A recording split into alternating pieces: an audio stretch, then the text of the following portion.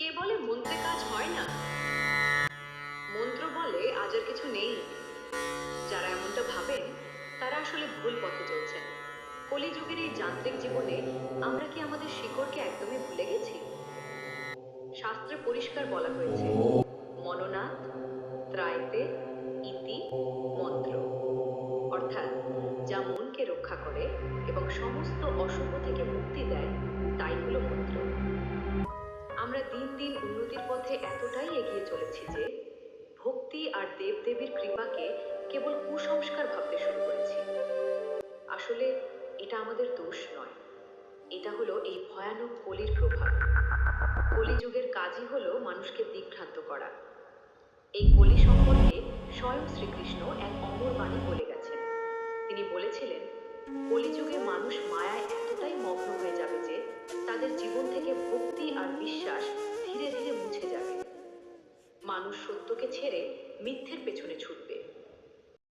সেই অন্ধকার থেকে আমরা নিজেদের বাঁচাবো কিভাবে? মনে রাখবেন, আলো থাকলে যেমন অন্ধকার থাকে, দিন থাকলে যেমন রাত থাকে, তেমনি প্রতিটা ভালোর সাথে মন্দ শক্তিও এই পৃথিবীতে বিচরণ করে। এই কলিযুগের খারাপ নজর বা দৃষ্টিদোষ কোনো রূপকথা নয়। যখন আপনার সুন্দর সাজানো সংসারে কারো বিষাক্ত নজর পড়ে, তখন বিনা কারণেই অশান্তি শুরু হয়। খেয়াল করে দেখবেন, আমাদের চারপাশে এমন কিছু শয়তান মানুষ বাস করে যারা কারো বাড়িতে অশান্তি লাগিয়ে দিয়ে আনন্দ পায়। তাদের কুনজরে বাড়িতে এক ধরনের কালো ছায়ার প্রভাব পড়ে। মন দিয়ে লক্ষ্য করবেন, হয়তো হঠাৎ কোনো একদিন আপনার খুব আপন মানুষটি আপনার সাথে বিনা কারণে খারাপ ব্যবহার করছে। আবার কখনো দেখবেন আপনার ছোট্ট বাচ্চাটি, যে কিনা খুব সুন্দর খাবার খাচ্ছিল, সে হঠাৎ খাবার খেতেই চাইছে না। শুধু কান্না আর কান্না। দিনের বেলায় বাচ্চাটি শান্ত থাকলেও ঠিক রাত্রে হলে কান্নার গতি বেড়ে যায়। ডাক্তারের কাছে নিয়ে গেলে ডাক্তার সব পরীক্ষা করে বলে, বাচ্চা তো একদম ঠিক আছে। এই যে ডাক্তারি মতে সব ঠিক, কিন্তু বাস্তবে অশান্তি, এটাই হলো সেই অশুভ নজর। এখন সেই বিশেষ পদ্ধতিটি মন দিয়ে শুনুন, যা কেবল একনিষ্ঠ সাধকদের মধ্যেই গোপন ছিল। কামাখ্যা মায়ের এই আশীর্বাদটি লোকচক্ষুর অন্তরালে থাকলেও এর ফল যে কত দ্রুত পাওয়া যায় তা আজ আমি আপনাদের সামনে তুলে ধরছি। খুব সামান্য এক চিমটি সিন্দুর আপনার ডান হাতের তালুতে নিন, সোজা হয়ে বসুন এবং মনে মনে উচ্চারণ করুন, ওম কামাখ্যায় নমঃ। এবার সিন্দুরটির দিকে তাকিয়ে এই প্রামাণিক মন্ত্রটি 7 বার পাঠ করুন।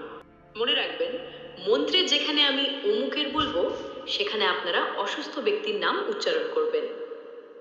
ইন্দুর সিন্দুর তিন্দুর, তুমি কামাক্ষার সিন্দুর, তোমারে দেখি ডাকিনি হুতিনি, অমুকের অঙ্গ ছেড়ে পলায় অমনি, না ছাড়ি অমুকের অঙ্গ কাটি পারে, কামাক্ষার মুন্ড। 7 বার পাঠ শেষে সিন্দুরে 3টি ফু দিন। তারপর সেই সিন্দুর দিয়ে আক্রান্ত ব্যক্তির কপালে একটি তিলক এঁকে দিন।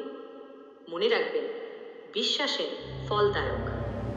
মায়ের এই আশীর্বাদী সিন্দুর কপালে পড়ার ঠিক 1 মিনিটের মধ্যে আপনি পরিবর্তন অনুভব করবেন। বন্ধুরা, এই পবিত্র জ্ঞানটি শেয়ার করে অন্য কোনো অসহায় মানুষের পাশে দাঁড়ান।